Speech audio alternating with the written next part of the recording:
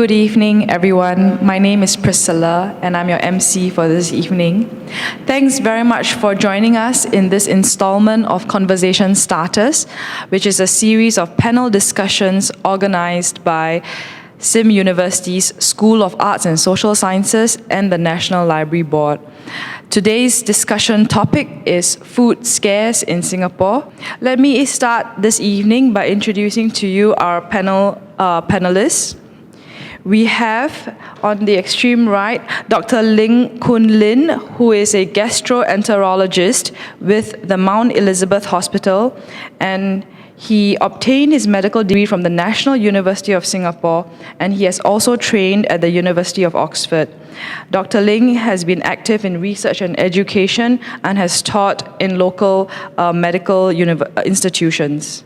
Our next discussant is Dr. Tay Hui Ling, who is a lecturer at SIM University and teaches courses in the Logistics and Supply Chain Management program in the School of Business.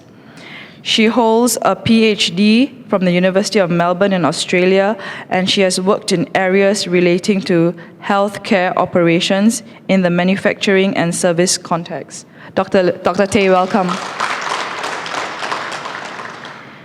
Mr. Louis Tay is executive chef at Swissôtel Merchant Court. Louis began his career in the culinary field in 1981, and over the next 35 years, he has gained a wealth of exposure, knowledge, and experience from hotels such as the Westin Stamford and Westin Plaza, Raffles Hotel, the Fullerton Hotel, Swissôtel Merchant Court, and the Tanglin Club. Welcome, Chef Louis.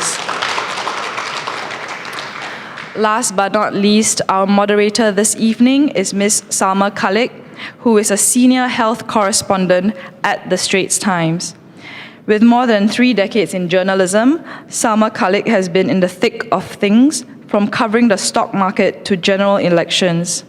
In the 15 years on the health beat, Salma has gone into SARS wards, as that deadly bug put fear into Singaporeans, and uncovered unhealthy practices such as patients being given overdoses of chemotherapy drugs. With her grasp of the healthcare system, Salma has also helped to explain the impact of policy changes, supporting some and pointing out failings in others. Her overriding goal is to push for a better healthcare system for all. These are our panelists this evening. Welcome, everyone, and the topic today is food, which is very close to everybody's heart, well, stomach, but to everyone's heart. What we'd like to do, I've spoken to the panelists earlier, and they wanted to keep this fairly informal. So if you've got any questions you want to ask, if you want to interrupt at any time, do feel free to do so, right? Jump up, wave your hands, do whatever you want to. Right, first, let's start by looking at food contamination, right? We've recently seen quite a few cases, the Goodwood Park durian puffs, the Pausing chicken rice, the Picure market. In fact, the year started with, I think, over 140 people getting sick from a catering group. Now, these are just the ones that we know of. These are the big cases. But I'm sure Dr. Ling will tell you that they will actually see a lot more people than just these few hundred that have been reported in the papers. So aside from these major cases, which we were able to find out, there are a lot of other cases where people might have gotten food poisoning from home-cooked food, from hawker centers but not identified, etc. So the first question we have to ask the panelists is, how does food poisoning occur? Maybe Kun Lin, you could start by telling us what happens. How do people get food poisoning? The medical term is actually gastroenteritis, but layman term, food poisoning is good. And the way we get this is when, unfortunately, we come into contact with contaminated food or water. So remember, the water can be a problem as well. And the contamination can take place anywhere along the food chain, which means even at the source where you get the, whether it's vegetables or meat, right up to a time where the chef is handling the food. And if if that happens to be contaminated with the appropriate virus or the bacterium, and if you happen to consume it, then that is when you will get food poisoning and you'll get symptoms of whether it's vomiting, fever, tummy pain, or diarrhea. Right. So poisoning can start from not just your kitchen. It can start from the food that you buy at the market. You can start from even before the food gets to the market, is what you're saying. Yes. Right. So now we have an expert in logistics, how food is brought in, etc. Hui Ling, could you tell us how do we protect our food from being contaminated, and what are the sort of accidents that can happen that can contaminate food? Right from the source, usually from the time, let's talk about vegetables, from harvest to post-harvest to pre-cooling, all the way to the correct storage and transportation until the retail supermarket. Those should be done in a very standard and controlled manner in terms of temperature control and humidity control. So in the industry, there's a lot of standards on cold chain management, and even for consumers, when you buy your cold items from supermarket, you need to ensure that the cold chain is still intact by making sure that, let's say you buy some fresh produce from supermarket, keep something like a cold bag in your cars or in your car, on your car book, so that right after you pay the cashier, you can drop your cold items in a cool bag, so that the cold items can be kept fresh right to the point when you reach home and then immediately store them into fridge or freezer before really consuming them. Hui Ling, are you saying that I go shopping, right? I go to the supermarket, I buy some fish. It takes me half an hour to 1 hour to get home. If I don't protect what I buy, by the time I get home, it could be contaminated. Chances are dependent on how you handle it, or there's a risk factor there. So the best is to mitigate the risk. Keep a cold bag at the car book so that to keep your food items cool. Would you know if it's certain meats or certain fish that are more likely to be contaminated that we have to be more careful about? Or is it the same for all? Like, for example, if I buy frozen fish, right? And then I buy fresh fish, is one more likely to be contaminated than the other? Generally, the temperature has a factor to play. So if you buy a frozen fish, the risk factor is lower compared to a fresh items. Yeah. Right. Is that because it takes longer for it to thaw? So I would be home by then, and then I can keep it. The temperature range that the bacteria grow is usually at the ambient temperature range. Which is? Which is about 25 to 50s, around that. Right. Yeah. Okay. So then once I bring the food home, or in Louis's case, in a hotel kitchen, what are the possible areas of contamination in cooking and dealing with it? I think it's handling, very important. Storage, temperature. If you don't separate your raw food and cooked food, usually we'll store raw food at the bottom of the shelf and cooked food at the top. But it's better to separate why it. do you have to separate them? Because it will drips. You know, the raw, for example, is raw fish. It will drips the water down to And then it will the cooked food, contaminate and it contaminate yes, okay. the below one. Yeah. You know, we were talking just before this, and I was asking Louis, I noticed in hotel kitchens and big kitchens, they have knives and chopping boards for meat, different ones for vegetables, different ones for fruit, etc. How important is it to have all that, especially in somebody's home? Should we have at least maybe 2 sets? Or does it really not matter if I wash it well? I think it's important for hotel because it's a mass production. You know, we cook for hundreds of people. We have to make sure that we separate all this. We have like 5, 6 different type of color of cutting board. Like fish is blue, you know, red is for red meat, yellow is for poultry, white is for dairy, and so on. you know. So as our knife, we have to be the same color. When we cut vegetable, make sure it's green and we cut the board.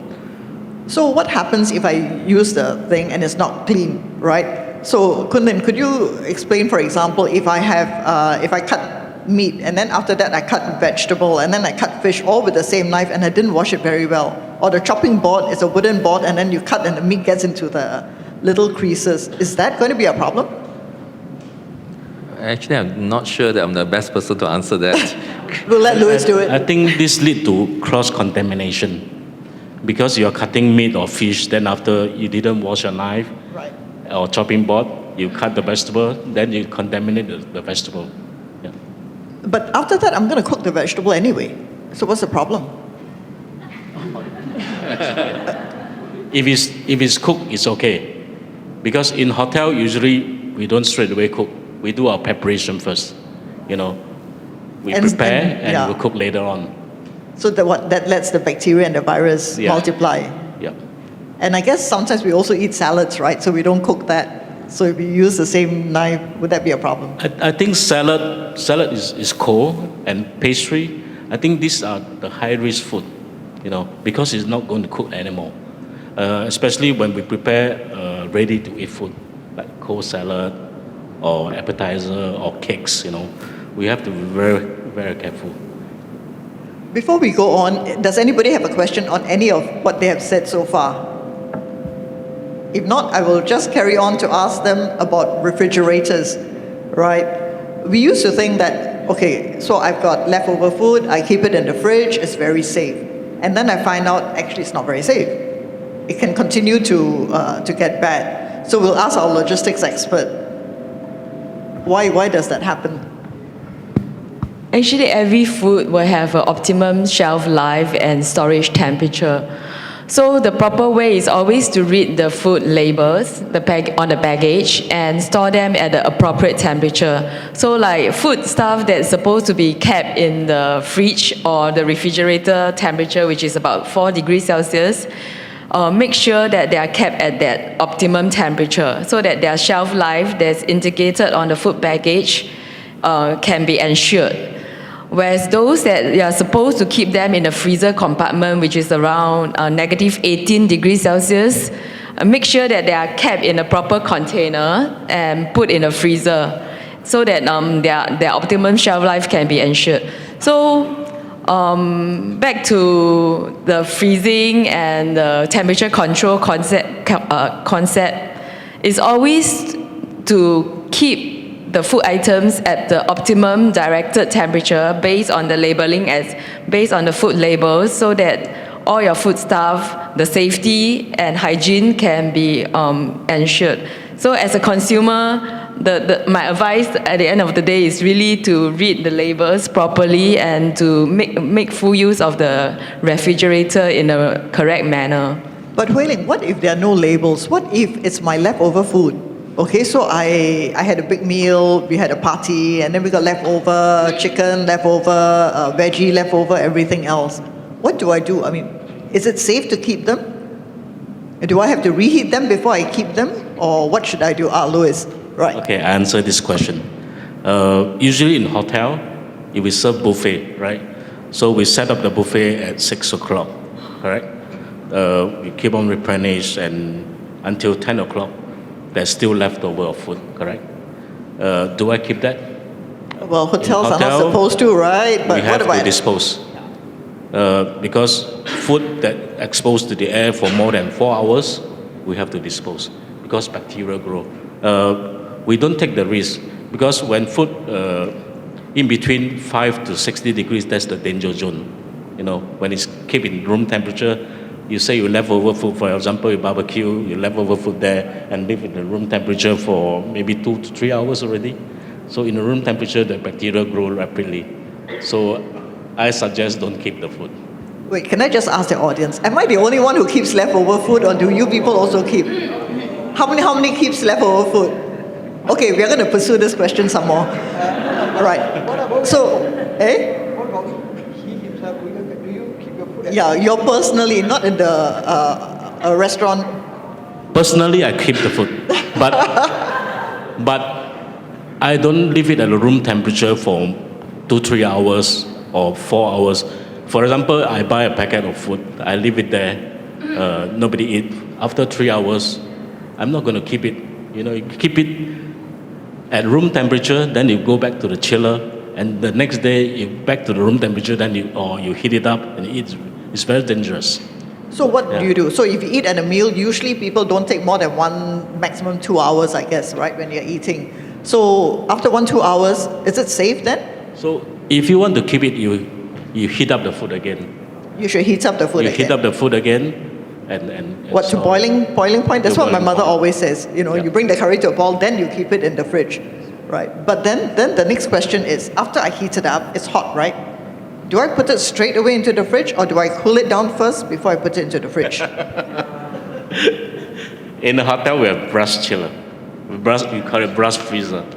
So what, I put it You in bring down the temperature, cold water, or cold water, cool it down. Right. That's a good idea, yeah. so I put the pot of whatever it is into cold water, cool it down a bit, and then put it in the fridge. Okay, now I'm going to ask the doctor, because he mentioned just now that if you leave rice out at room temperature, you got problems. So could you tell us a bit about that and what it could cause? Well, actually, it's not just rice, but it's whatever else that you like. What we've been saying, if you leave things out for a period of time at room temperature, then that is where these bacteria and so on like to multiply. And if you have got enough things, if you've got enough bacteria multiplying, then if you happen to consume that food, whether you consume the food after it's been left out for, say, 5 hours, 6 hours, or if you consume the food after you have put it in the fridge, then after that you heat it up, but you don't heat it up completely so that not all the bacteria are killed. Under those circumstances, that is when food poisoning can occur. While we were talking just now, it was one of the classic food poisoning cases is with rice, whether it is with white rice, whether it is with fried rice. And this is usually rice that's been left out for a bit too long. It can be left out, let's say, on a warmer, but because it's been left for too long, certain bacteria will grow, and at these temperatures, these bacteria will then produce toxins, which if you then consume it, usually these toxins will then produce vomiting, diarrhea within a few hours. Oh, so that's quite potent, quite fast. That is quite fast. Would the rice taste any different? The rice will not taste any It different. doesn't taste It bad will not or- taste bad. Okay, I believe this lady has a question to ask. Yes. Because I'm more worried about the salads that I buy when I bring home, because I'm quite fastidious with my food preparation. The only thing is, like E. coli in salad. Once it happened in Germany, a lot of people died. Some even have kidney failure. You're talking about buying pre-prepared salad from a salad bar or from a supermarket? From supermarket. From supermarkets? And they even have ones that you don't need to wash. And I'm always like giving out to my family with trepidation, That's why But you still buy them? That's why I think for this talk, yeah. Okay, who would like to answer that? You know, these pre-prepared salads that you have in supermarkets, are they safe to eat? Maybe I'll try. Aquaponics, they grow by aquaponics. Hello. Yeah. Oh, thank you. I'll try to answer these questions because for food processor or food industry manufacturer, even for somebody that prepare pre-prepared salads that are ready to eat, usually this kind of manufacturer or food processor, they have this HACCP implemented, as well as some of the quality assured standards that they follow strictly on food handling, food storage within the food processing premises itself. So chances are, if they are qualified to be able to sell in our local markets or supermarkets, they should be certified to be safe for consumption, because based on what I don't know, HSA run very strict checks. NEA, they run strict checks and sampling, which they will send the samples to the labs like HSA to make sure that the food are safe for consumption so that they can be sold in our local supermarkets. Yeah. So long as we eat it by the expiry date, Yeah, we and should be safe. Yeah. Anyone else who wants to ask a question of the yes? So if we have an incident of food poisoning, we usually run to a GP. When do we need to run to you as a specialist? I guess that is for the GP to decide. Okay, it is the correct thing to do to run to the GP, because we always say that GP is the first line. And if the GP thinks that you require specialist care, that is where the GP will then refer you on either to the private specialist or the specialists in the restructured hospitals during office hours if they think that, yes, you need a specialist care, but maybe it's not that severe, or to the A&E if they think it's something severe that requires immediate care. If for some reason you are unable to reach your GP, then some simple rules of thumb is, I always tell my patients, you do not need to stay in a hospital to have diarrhea. You have a toilet at home, you have a toilet in hospital, you can have diarrhea at home also. But what is most important is that you must be able to at least drink. If you can drink and you have diarrhea, you can try to hydrate yourself. If you cannot drink and you have diarrhea and vomiting, you are going to become dehydrated, and that is when you're going to be in trouble. So if you can't get to your GP, if for some reason you cannot keep any food and water down, then please come to A&E. Kunlin, now that we get free consultations, can I just ask you, how dangerous is food poisoning? Right? At what point do we really need to go to a hospital? And then you talk about hydration. Do you just drink ordinary water? Do you drink isotonic drinks? Or what should you do? For the vast majority of us in this room, the standard food poisoning will not really do anything to you. You may need to rest at home for a few days, but that's about it. But for some groups of people, that's when we get a bit more worried. Usually, these groups of people will be the ones with a weakened immune system. For example, HIV patients, for example, people who are on immune suppressing drugs, like transplant patients, patients on chemotherapy, patients with diabetes. Chemotherapy, that means after cancer patients, no, is it? people who are actually on chemotherapy at the moment. Undergoing the process yes, of... who are currently going right. through it. People who, the elderly, because again, the immune system not so good. And diabetics, again, because their immune system is not so good. These are the people where it may be a bit more difficult for their immune system to take the challenge of having whether it's a virus or the bacteria come into their bloodstream, and they may not be able to clear it. For most of us, we will be able to take care of the virus or bacteria at the level of the intestines and prevent it from coming into our bloodstream. So these people will be the ones that really should be seeing the GP early, and if necessary, refer on to a specialist earlier for hospital care. But for the rest of us, we just stay home, drink plenty of water, ordinary water? Okay, for the rest of us, if it's something that we are going to handle as an outpatient, then the usual advice is to drink the isotonic drinks. Right. If you can. Yeah. You know, in India, they recommend rice water for... Yes. And even here, I think the tsuk soy, the porridge water, what does that actually do to... Okay, so, if I were to go a bit more technical now, this rice water thing was something that was observed with cholera patients. And it was thought for a long time that patients with cholera cannot absorb water, and therefore they have to go on a drip. And then, of course, in certain poorer countries, you cannot go on a drip for everybody. And they found that actually feeding people rice water will actually help. And so the scientists at the World Health Organization went to look into it. And eventually they came up with these solutions known as the oral rehydration solutions. And what they contain is that they will, the rice water that we have will have a bit of the rice and carbohydrates go into it. And so what oral rehydration solution has is it has got some carbohydrates in the form of sugar. and then they have also got some salt in it. And it is actually and they have found that when you are able to absorb both the sugar and the salt, when you've got both sugar and salt together in the same solution, that actually encourages absorption of water. Because isotonic drinks always got some sugar inside. Actually, I think you have got a slide, right, on the number of people who get diarrhea every week. Do you have... Yeah. It is the one with lots of bars, which is a bit scary. Yeah, that one. Okay, maybe So, explain this. Okay, maybe show the next one first. Okay, if you would, yes.